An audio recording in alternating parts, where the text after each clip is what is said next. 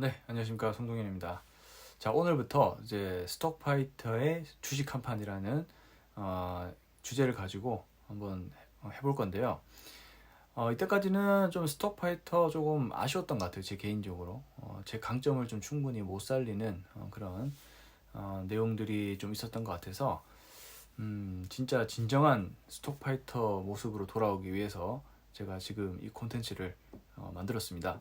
한마디로 스톡파이터라는 이름 자체가 이 주식시장에서 이 힘겨운 주식시장에서 치열한 어떤 전투를 통해서 좀 이익을 얻어내는 그런 과정을 좀 보여드리려고 했었는데 이때까지는 좀 그러지 못했습니다.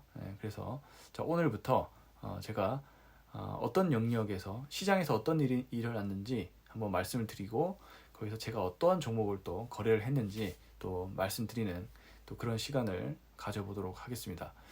여러분 이제 투자는 여러 가지 방법이 있습니다. 방법이 있지만은 제가 생각하는 강점이 뭐냐면 저는 꾸준히 어떠한 상황에 상관없이 주식 거래를 합니다. 예를 들면 지금 금리 인상이 막 일어나고 있는 구간이잖아요. 또 어떤 전문가분들은 굉장히 조심해야 되는 구간이라고 얘기하고 주식을 하면 안 된다 이런 얘기까지 나오고 있는 그런 구간입니다.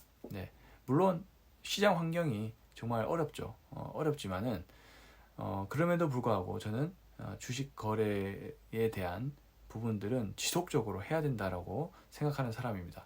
자, 예를 들면 지금 이제 현재 주식이 많이 빠졌기 때문에 바닥을 찾고자 하는 분들이 있을 겁니다. 근데 진짜 바닥은 과연 누가 알 수 있을까요? 쉽지 않다라고 생각합니다. 주식 바닥은 매 거래를 해본 사람이 주식 바닥의 느낌을 압니다. 이 바닥 구간에서는 굉장히 조금 매매를 하다 보면은 매수가 굉장히 갑자기 몰리고 있다라는 그런 느낌을 받을 때가 많거든요. 꼭 그럴 때 보면은 바닥권 흐름이 잘 오더라고요. 네. 아직은 이제 그런 흐름이 저도 느껴지지는 않고 있는데 계속 거래를 하다 보면 느낄 수 있다라고 봅니다. 그래서 타이밍을 계속 재고 있다. 그래서 타이밍을 재고 그 이후에 뭐 접근한다.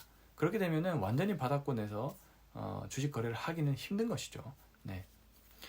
그렇기 때문에 저는 열심히 훈련을 해야 된다라고 생각하는 사람입니다.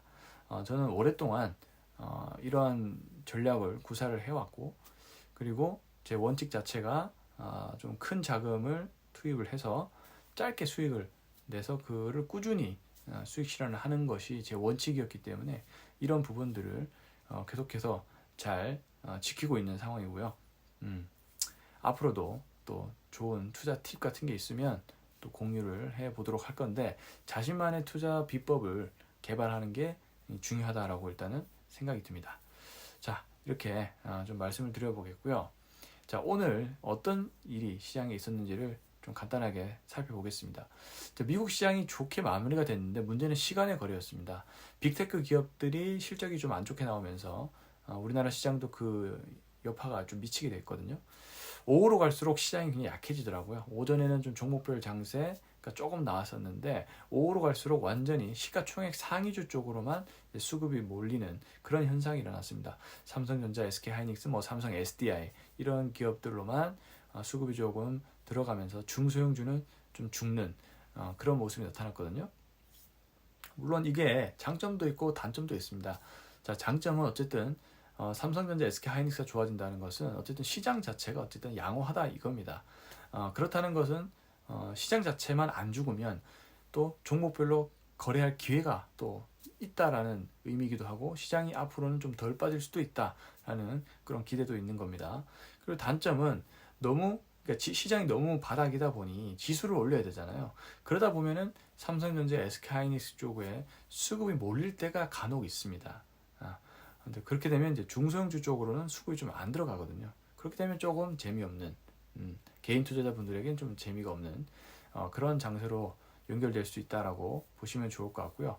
자, 오늘은 그래서 오전 거래를 하지 않았으면은 오후에서 수익을 얻기는 좀 힘든 그런 장세다라고 생각이 들고 있고요. 오전에 좀 거래를 하셨다가 수익 실현을 못한 분들은 또 물리실 수밖에 없는 또 그런 장세였습니다. 자, 오전에는 물론 다양한 섹터가 상승을 했지만은 그래도 우리의 어떤 기준, 최대한 고점이 아니고 저점에서 주식을 잡아야 하고, 그리고 뭐 성장 여력이라든지 여러 가지 펀더멘탈적인 요소와 기술적인 요인들 이런 것까지 이제 다 보면서 해야 되기 때문에 생각보다 막 급등해 있는 종목을 통해서 수익을 실현하기는 굉장히 힘든 부분입니다. 그래서 아주 적절한 기술적 위치, 수급, 그리고 향후 전망 이런 것까지 고려를 해서 봐야 되기 때문에 오늘은 진단키트 쪽이 좀 좋았습니다. 네. 뉴스가 하나 나왔는데요. 이제 멀티데믹이라고 하죠. 코로나19와 그리고 독감이 동시에 유행할 수도 있다. 겨울철로 접어들면서. 자, 그렇게 됨으로써 이제 진단키트 쪽이 수급이 좀 세게 들어가는 모습이 나왔습니다. 특히 휴마시스라는 기업이 수급이 유독 강했거든요. 왜냐하면 이제 휴마시스는 그런 진단키트 모멘텀도 있지만은 지금 소액 주주와의 경영권 분쟁 문제가 있거든요. 보통 경영권 분쟁은 지분 확보 싸움이기 때문에 매수세가 강하게 몰릴 가능성이 높습니다. 그래서 이제 휴마시스가 사실 저점으로부터 많이 올라갔지만 그래도 조정을 받고 다시 올라가는 그런 위치였고, 오늘 뭐 수급 자체가 강했기 때문에 한번 제가 거래를 해본 것이고요. 당연히 거래는 이제 성공했었죠. 자, 그런 부분이 있었고요. 두 번째는 바로 이 넷플릭스발 OTT 시장의 광고 시장 개화라는 부분입니다. 사실 광고 시장이라는 것도 시장이 경기가 좋아야 이제 좋아지는 업종인데, 일단 새로운 시장이 열린 거예요. 사실 넷플릭스 이런 거 시청 시간이 굉장히 길잖아요. 여기에 이제 광고를 도입을 함으로써 또 새로운 광고를 하고자 하는 분들은 기회가 생긴 거라 볼 수가 있겠고, 넷플릭스 입장에서도 또 새롭게 수익원을 또 추가할 수 있는 그런 기회였기 때문에 우리나라 광고 플랫폼 관련된 기업들, 특히 이제 SK그룹화에 있는 인크로스라는 기업이 실적이 좋아지고 있는 상황이었는데, 거기에 OTT 시장 쪽까지 개화가 되면서 추가적인 성장 여력이 더 발견이 된 것이죠. 그래서 이제 인크로스 같은 경우도 이제 좀 그 저점에서 돌아서려고 하는 그런 흐름이 나와주고 있거든요. 그래서 이제 어제 자리에서 공략을 했다가 이제 오늘 수익 실현을 다행히 했던 또 그런 상황이었고요. 거기에 또 한 가지는 우크라이나 러시아와의 전쟁 끝에 나오는 우크라이나 재건주의 흐름이었습니다.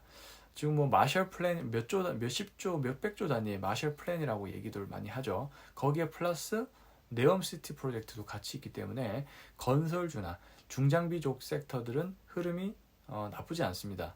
그렇기 때문에 뭐 다양한 네옴시티, 그다음에 우크라이나 재건 관련된 종목들 많습니다.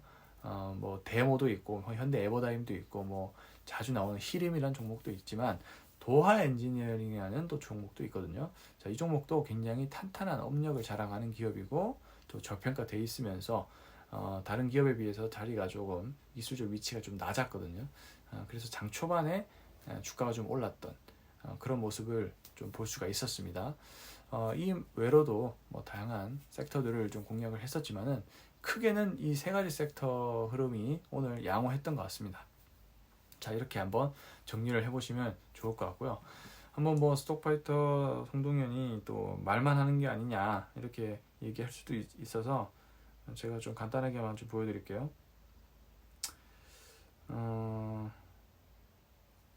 요거만 살짝 좀 보여드리도록 하겠습니다. 이렇게 딱 살짝 좀 보시면 제가 거래를 했다는 능력이 보이실 겁니다. 자, 그래서 앞으로도 이렇게 주식 투자 일기처럼 매일매일 한번 시간을 리뷰를 해보고 실제 때가 어떤 또 종목을 거래했는지도 알아보는 시간을 통해서 또 여러분이 또 투자하시는데 참고가 되셨으면 좋겠습니다. 저는 또 내일 스톡파이터의 한판 일지로 찾아뵙도록 하겠습니다. 감사합니다.